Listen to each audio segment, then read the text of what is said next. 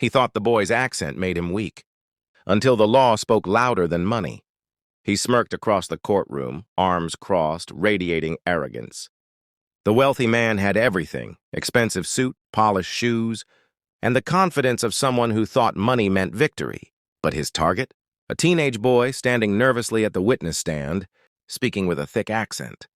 The man chuckled under his breath and said loudly enough for the room to hear, "Your Honor, are we really going to waste time listening to a kid who can barely speak proper English?"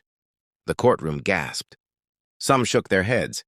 The teen's cheeks burned red, his hands trembling. He looked down for a moment, gripping the wooden rail in front of him.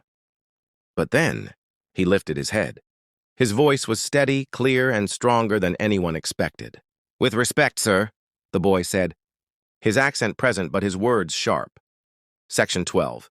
Paragraph 3 of the Housing Code states that any resident, regardless of language or background, has the right to petition against unlawful restrictions. The courtroom froze. The wealthy man's smirk vanished instantly. His jaw tightened.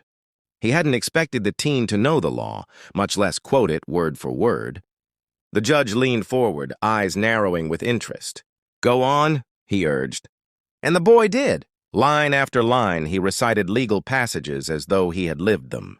His father, sitting quietly in the back row, wiped away tears of pride. Every sentence cut deeper into the arrogance of the wealthy man, who now sat fidgeting in his chair. The courtroom wasn't laughing at the teen's accent anymore. They were watching in awe as he dismantled a millionaire's case with knowledge, sharper than any lawyer's tongue. By the time the boy finished, the silence was electric. Then came the sound, slow, steady clapping. It was the judge. "This court is not impressed by money or arrogance," the judge said sternly.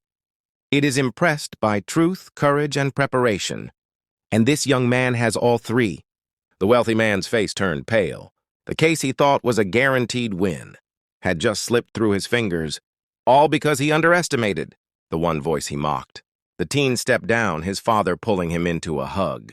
That courtroom would never forget the day. A boy with an accent spoke louder than wealth and turned the law itself into his shield. If this story touched you, don't forget to like, subscribe, and share. It helps us bring more powerful stories your way.